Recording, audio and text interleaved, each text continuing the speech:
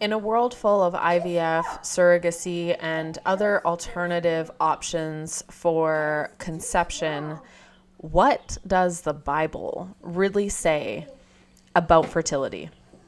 Hi, my name is Danielle Venables, and this is the Counterculture Mama podcast. And today I am going to be covering a topic that is definitely an emotional one. It is definitely a hot button topic.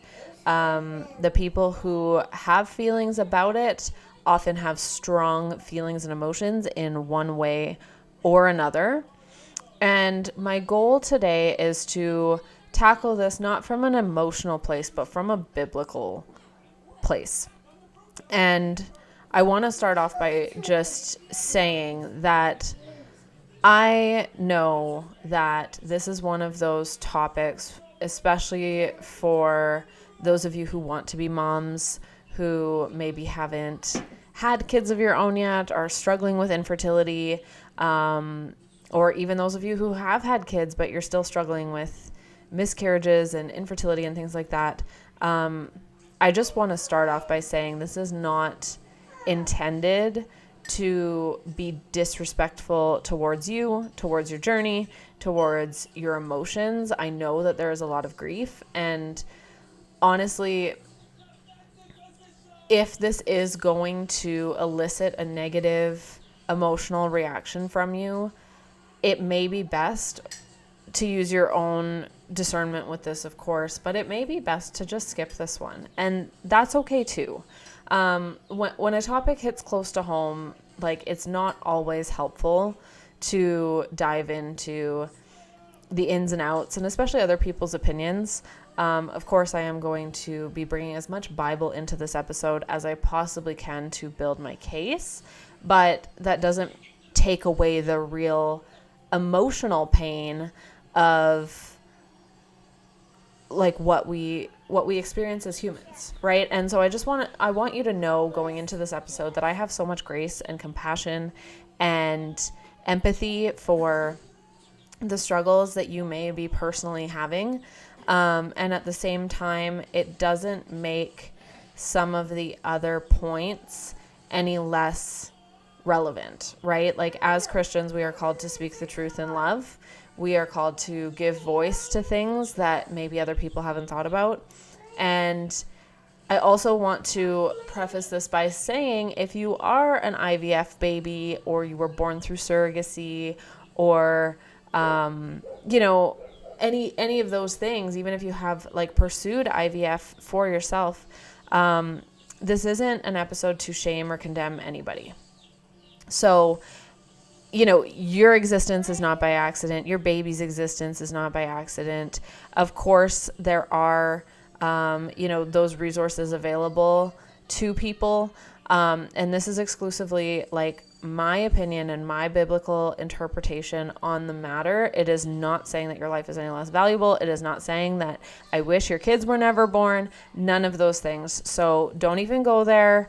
Again, this isn't about personal attack on anybody. It really is just bringing awareness to a broader conversation that I think needs to be had and at least weighed before we decide to support the IVF industry. So without further ado, I will dive right into it. Point number one is that God has sovereignty over life and fertility. And I know, because I have friends who have suffered with infertility, and there's that desire to throat punch people when they say, oh, like, all in God's timing, right? It feels dismissive, it feels hurtful. And also, our emotions don't dictate the truth. Scripture dictates the truth. God dictates the truth. And God is sovereign over all of life. He decides when he gives, he decides when he takes away. And that goes for anything, right? It goes for money. It goes for children. It goes for, one day when we have to say goodbye to our parents on this earth, right? Like, he is sovereign over everything. And so because of that, he is also sovereign over fertility. Biblically, we see this in the book of Genesis pretty heavily. Genesis 29:31 says, when the Lord saw that Leah was hated. He opened her womb. So again, that's setting the precedent that she was struggling with infertility, and he gave her that grace of having a baby. That was a very complicated situation, by the way. This guy had 2 wives, and yeah. Anyway, Jacob liked his one wife more than the other, and it was just a mess. But God gave that grace to Leah because it was an honor to be the mother of a firstborn in that time. And so he opened her womb. Genesis 32 says, chapter 30, verse 2, says, when Rachel saw that she bore Jacob no children, because Rachel was barren, she envied her sister, Leah. She said to Jacob, give me children or I shall die. Jacob's anger was kindled against Rachel, and he said, am I in the place of God who has withheld from you the fruit of the womb? So again, like even the early Israelites had this understanding that God is the God who gives and takes away, that God is the one who opens and closes the womb. Then later on, if you're following, by the way, the book of Genesis, if you're into like reality TV at all, if that's like your guilty pleasure, the book of Genesis is basically reality TV in the Bible. It is wild. Some of the ways that humans have historically rebelled against God. But anyway, all of that to say, so further along, then they both use their servants to bring more babies. And then after Leah ends up using surrogacy to have another baby, it says in Genesis 30:22, then God remembered Rachel and opened her womb. So that's the other wife that was originally barren. So again, like total side thing about the soap opera that was Genesis, but it really just keeps hammering home. Like he opened the womb, he closed the womb. You also see this earlier in Genesis with Sarah and Abraham, and they were promised a child that was going to carry the covenant line, and it wasn't happening, and they were getting older. And when Sarah was told that she was going to have a baby, she laughed at God and she was like, no, I'm too old. So and then she took matters into her own hands, right? She's like, okay, well, maybe the covenant line is supposed to be carried through, this. So she tries to force a child into place, and ends up again giving her servant to her husband and saying, here, use her. And anyway, long story short, she ends up having her own child later on. So I'll get to that in a minute, but like it shows God's sovereignty over fertility, over birth, over pregnancy, over that entire process. If you go into the book of Samuel, 1 Samuel 1, the Lord had closed her womb. Then 1 Samuel 1:19-20, when the Lord does grant Hannah conception, it says, and the Lord remembered her, and in due time Hannah conceived and bore a son, and she called his name Samuel, for she said, I have asked for him from the Lord. So again, there's this deep, like, the women in the Bible also experienced infertility. They also experienced the pain of that. They also experienced like the shame of that and the inadequacy that comes with that, which I know is something that modern women can definitely relate to. But ultimately, like, it wasn't until God was like, okay, now it's time, that he did. Ruth 4:13 says the Lord gave her conception. Again, scripture is just explicitly clear that the Lord gives us this gift. We are not entitled to it. And Psalm 127:3 says, children are heritage from the Lord, the fruit of the womb, a reward. So this just establishes like the firm foundation found in scripture that fertility is attributed to God's direct action, not random chance and not purely human control. And I think that's like a really important foundation to have when you're reading the Bible, because again, it appears through multiple different books and multiple different chapters. This wasn't just some guy's opinion. These were written like years and years apart by different people. And in all cases, God was sovereign over fertility. So now moving back to the Abraham and Sarah story. So this can be found in Genesis 16, where Sarah gives Hagar, her servant, to Abraham to produce a child. And she says, "Go into my servant. It may be that I shall obtain children by her." So this is Sarah saying, well, it's impossible for me to have children. I'm too old. So here, let's make it happen this way. And so then fast forward, they do create a child in that way. And in Genesis 17, verses 18 to 19, Abraham asks for Ishmael to be the promise, like the promised child from God that he had promised them earlier in Genesis. And God says no. And so even though they took things into their own hands, it still wasn't the covenant child that they were promised. So anyway, later on, they end up having Isaac through Sarah, right? Not through their own works, but through God opening Sarah's womb. And then in Genesis 21, there's conflict between Ishmael, who was Hagar's son, and Isaac, who was Sarah's son. And they ended up actually sending Ishmael and Hagar away. So not only did it create relational discord in their relationship, in their family, in their household, but it also created long-term conflict between Ishmael and Isaac. So the pattern that we can take away from that is like, there's a delayed promise, or God appears to not be delivering on his promise, or we just feel entitled to have what we want to have, right? Which I will get into. And so humans take matters into their own hands, and then it creates conflict. It creates just more challenges than if we had just been in submission and in full trust to God's will in the first place. And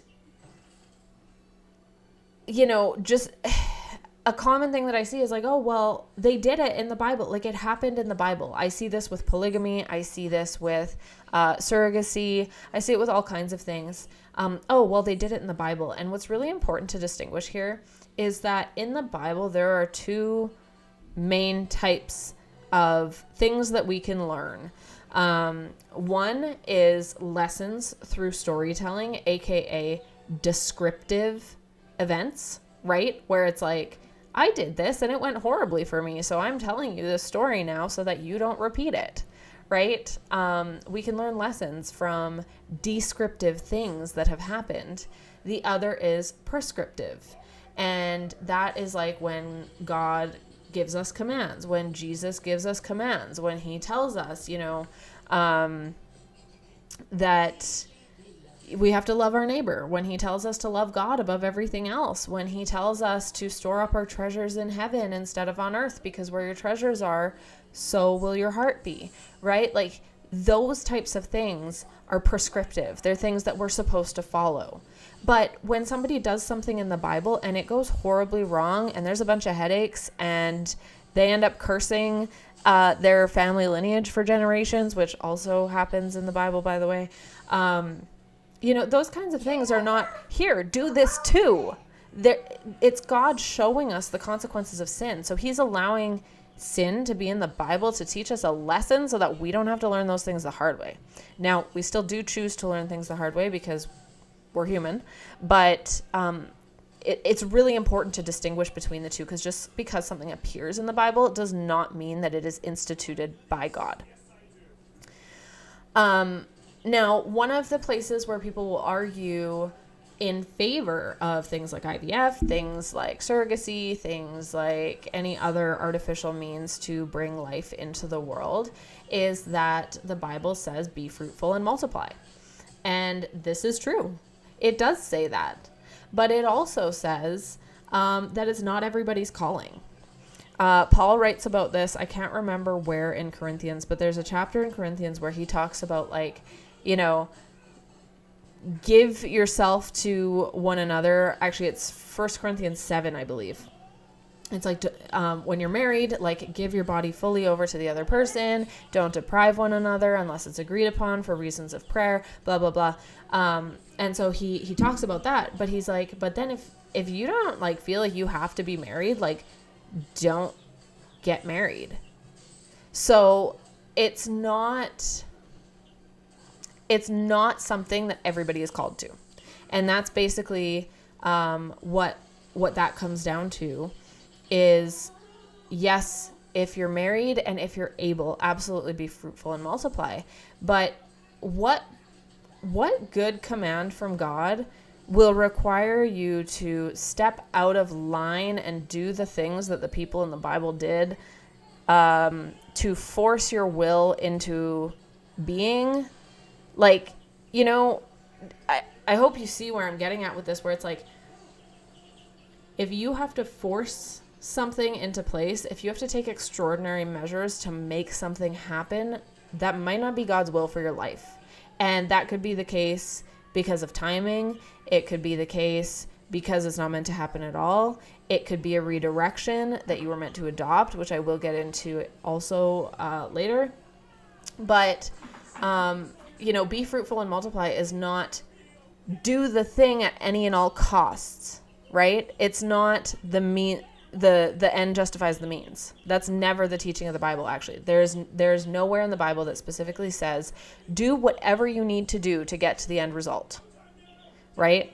We are meant to move in the direction that God is calling us, and we are meant to submit to his will, even when he's not giving us what we want or what we feel entitled to, or, you know, what we long for. And again, like, this isn't to dismiss the pain that you go through, but it still is his will for one reason or another. Like, whether it's fair or not, whether it's comfortable or not, whether it is excruciatingly painful or not, like, his will is his will, and he puts us through what he puts us through for a reason: to build faith, to advance the gospel, to teach us some sort of lesson, to sanctify us, right? Like, he has his reasons, and even if those reasons are never revealed to us, we still owe it to him to know that he is good, to know that he's a good dad who has his kids' best intentions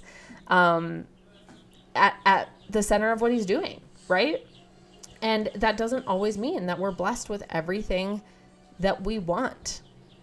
So we need to show up in submission to God's will and God's timing, even when it's extremely hard. And I just want to say, like, I see so many Christian women do this so unbelievably well.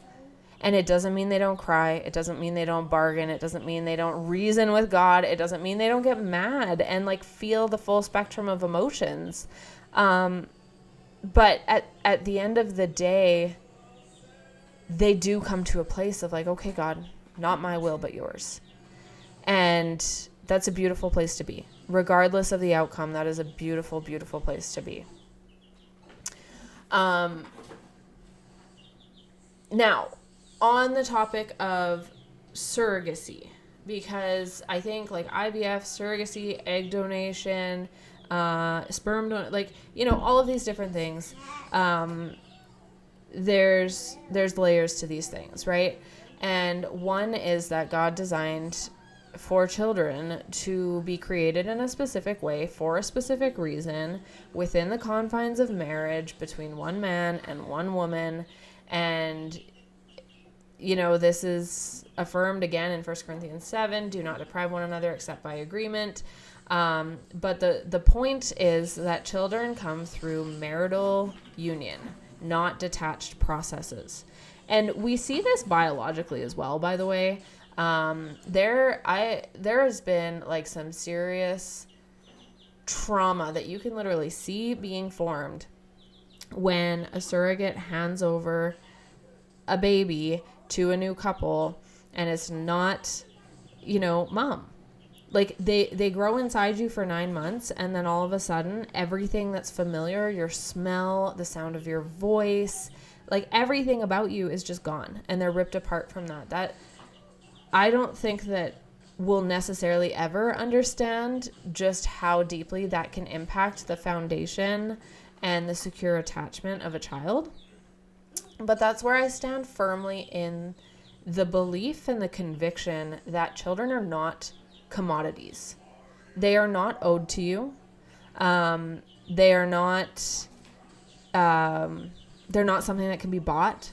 They're not meant, and this is going to be controversial, but they're not meant to be in homosexual relationships.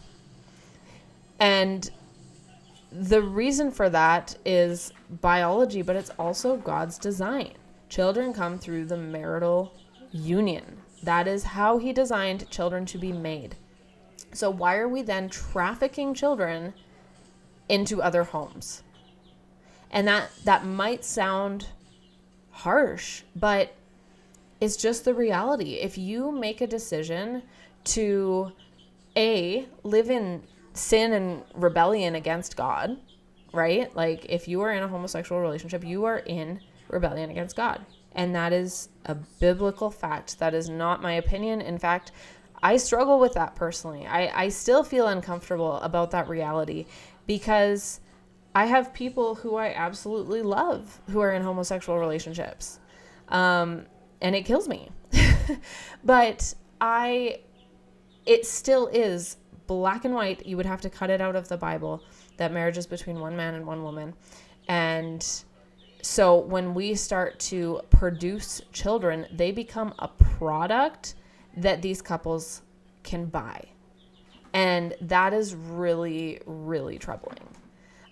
Because child trafficking in any other sense of the word is highly problematic. So why is this any different? Now, on that topic of children not being commodities, it's like, well, how could you say that? Like, it's my kid, you know,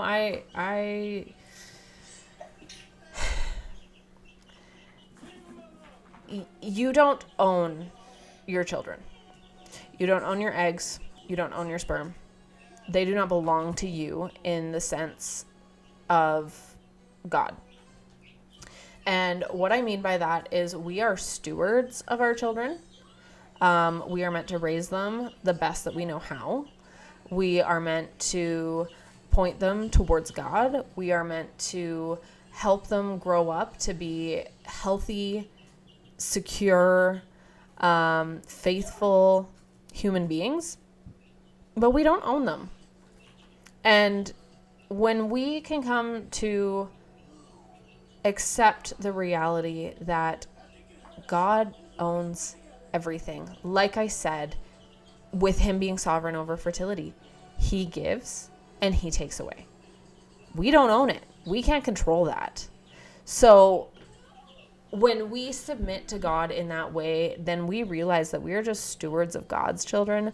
We are not actually owners of children.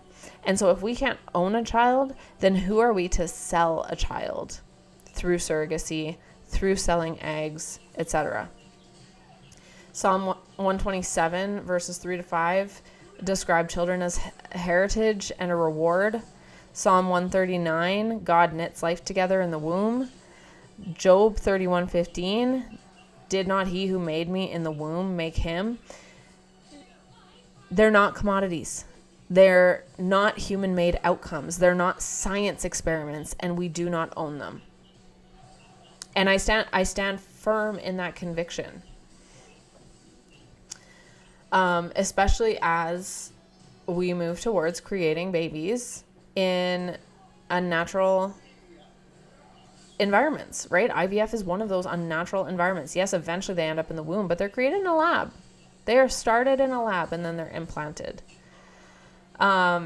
Which also comes down to, brings me to another point about IVF, which is as Christians, according to Exodus 20:13, I believe it is, we need to strongly oppose murder. And what most people don't realize about IVF, and it is gaining awareness nowadays, but a lot of people still don't know, IVF, what they do is they create a bunch of embryos and they will only implant a couple. And so if you make 10 embryos, then those other 8 embryos either sit there frozen until you go implant some more because you're ready for more kids, or they get destroyed, or they stay frozen in perpetuity until somebody adopts them, which again, then, you're just messing with biology in a way that is contra God's will. And some of you are going to be saying, okay, well, then why did God give us that technology? That's such a blessing from God that he gave us that technology to give us these babies when we struggle with infertility and stuff. And what I would say to that is God allows us to discover or create a lot of things that are not godly, right? We have the technology to be recording audio and video that can be used to advance the gospel. It can also be used to record pornography and distribute it. Or worse, if you don't have a problem with regular porn, it can be used for child porn. So just because God gives us the technology to do something does not automatically mean that it has his stamp of approval on it. He allows us to sin because we have free will and we live in a fallen world. That does not mean that he automatically rubber stamps everything just because it meets the desires of our heart, just because it's something that we wanted to do, right? So just be careful using arguments like that. Next in this conversation, we have the idea of trust versus striving. So again, I'm bringing the focus kind of solely back to IVF and infertility in this case.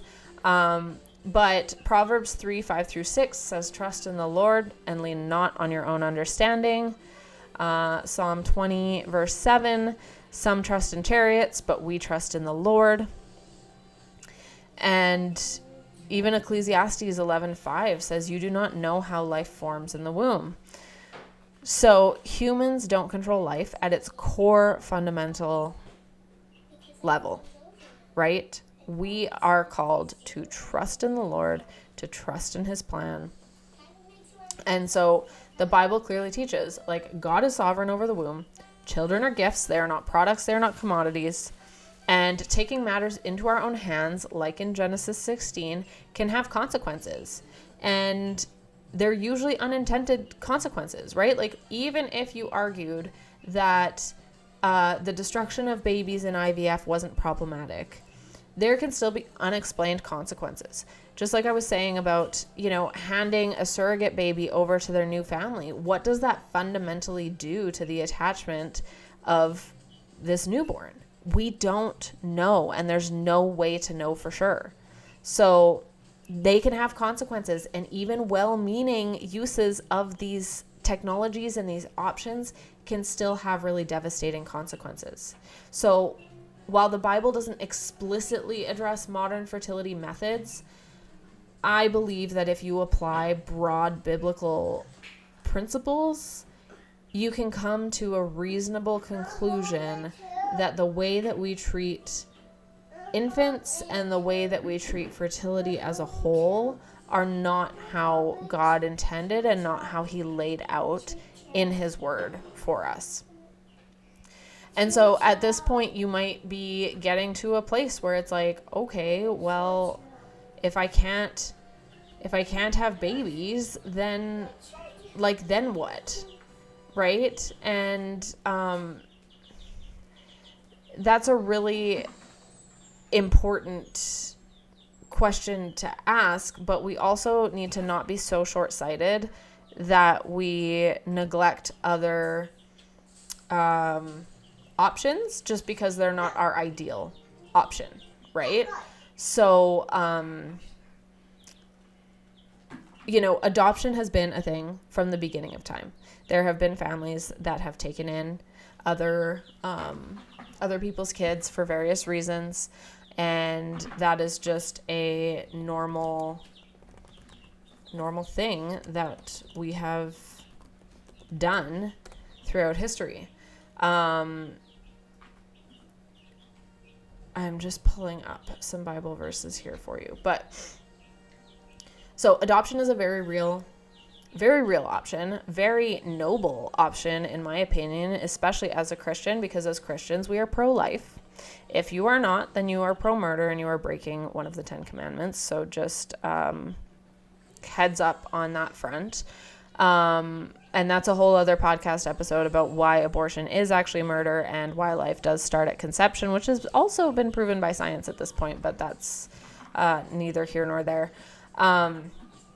But adoption is a really real option, right? Like if we want to, as Christians in general, if we want to oppose abortion because it's satanic and morally wrong, then we should be, and statistically, by the way, we are. I believe it's like 3 times the rate of secular people or something for adoption rates among Christian couples. So it absolutely is a thing. But like we should be looking in that direction and saying, hey, if we can't have our own, then let's do something else good. Let's take in another child who is unwanted or who ended up orphaned somehow, and let's raise them up to be, loving, secure, functional, God-fearing humans, right? Like let's do that. So to back this up biblically, because I'm not just going to say, oh yeah, let's adopt. Number one, like the key philosophy that I like to hang on to is the fact that we are told that we are adopted by God as his children, right? Ephesians 1:5 says this: in love, he predestined us to be adopted as his sons through Jesus Christ in accordance with his pleasure and will. There's also, not only so, but we ourselves who have the first fruits of the Spirit groan inwardly as we wait eagerly for our adoption as sons, the redemption of our bodies. That's Romans 8:23. Romans 8:14-17. For as many are led by the Spirit of God, these are the sons of God. For you did not receive a spirit of bondage again to fear, but you received the spirit of adoption, by whom we cry, Abba, Father. The Spirit itself bears witness with our spirit that we are children of God. And if children, then heirs, heirs of God and joint heirs with Christ, if so be that we suffer with him, that we may also be glorified together. So that is literally talking about God accepting us as his own children, us accepting God as our Father, which, by the way, when Jesus in Matthew, I can't remember exactly what chapter that was in, but when he gives us the Our Father prayer, that was actually like a really radical thing at that time. And it was not common prior to, like if you read through the Old Testament, it actually wasn't common for people to call God Father. And so when Jesus is saying this and he's saying our Father, he's basically showing you that you are adopted, that you can call him Dad. And that's a really like beautiful thing as well. Other verses about adoption, in you meaning God, in you the orphan finds mercy. That's Hosea 14:3. We have, let's see, a father to the fatherless, a defender of widows is God in his holy dwelling. God sets the lonely in families, and then it goes on. That's Psalms 68:5-6. And then last one is, some of you are like, yeah, but did Jesus say it? And here's my yes. Jesus says, and whoever welcomes a little child like this in my name welcomes me. And that's Matthew 18:5. So there is a strong biblical case for adoption. Because God adopted us as children, even though we were completely unworthy and not his chosen people originally, unless you're Jewish. And B, it's part of just what we're called to, like it fits into the Christian worldview as a whole. And so instead of trying to play God, instead of trying to force his hand, instead of, trying to create something that isn't as God intended, and by the way that he intends it to happen, my invitation is to seriously look at adoption and to open your heart to that. And does it have its own unique challenges? Absolutely. But it is also so unbelievably rewarding to be able to give a child who is already alive a second chance, rather than going through questionable means with questionable ethics and practices that probably don't actually align with the Christian worldview very well, just to create a new child, or several when only one gets born and the rest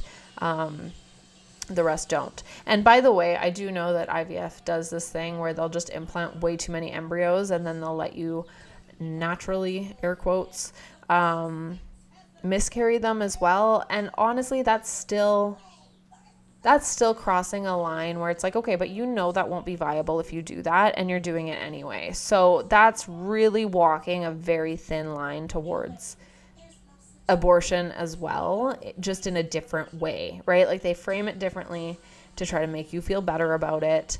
But at the end of the day, like, the ethics just aren't there. They're not aligned.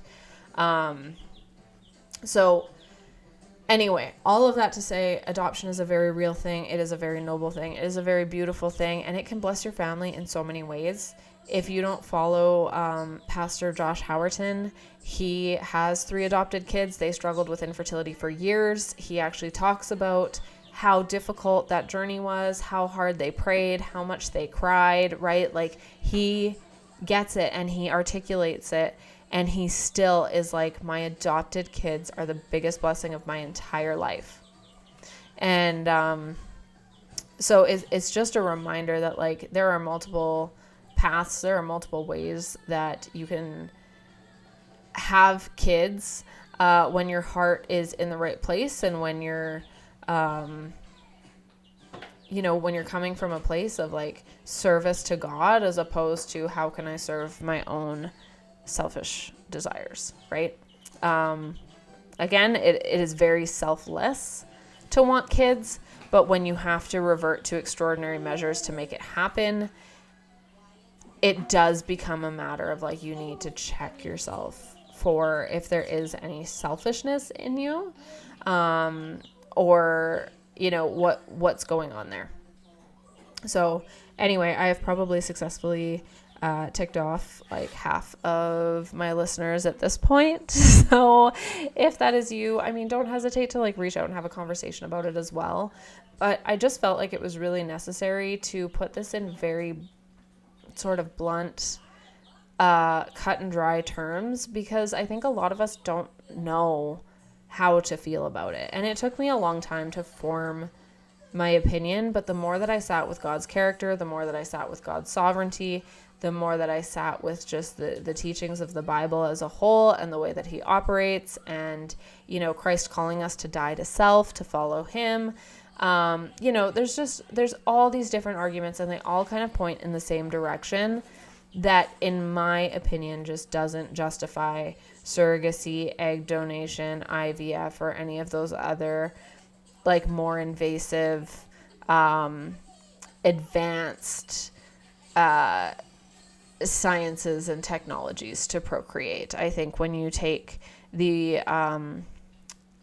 whenever you separate the procreation from the unification of a couple, as far as, sexual intimacy and the way that God designed that to serve both purposes, things just start to get muddy. And that's my honest opinion. And I may apologize for some of the delivery. Some of it was a bit rough. And at the same time, I'm not going to apologize for holding that stance, because I'm not going to apologize for what's in the Bible. So anyway, this was this was a rough one. But I hope that you got something out of it, even if it's just like the inspiration of, like, you're right, we can adopt. Like, I really hope that this does bless you in some way, that it does bring you closer to God in some way, that it helps you to just, like, lay it at his feet and just let him have it and leave it in his hands. I do pray that this isn't just like a downer for you, and that you do, find a closer relationship with him if you are one of the people who is struggling with infertility. Like, I really pray that, you just lean into him, mind, body, and soul, and just let him do his will in your life. Submit that fully, give it to him fully. And, he may surprise you. Like there's no way to know for sure, but big things happen in our hearts and in our faith when we can really truly hand it over and give it to God. So I pray that happens for you. Thank you for tuning in, and I will catch you in the next episode. Bye for now.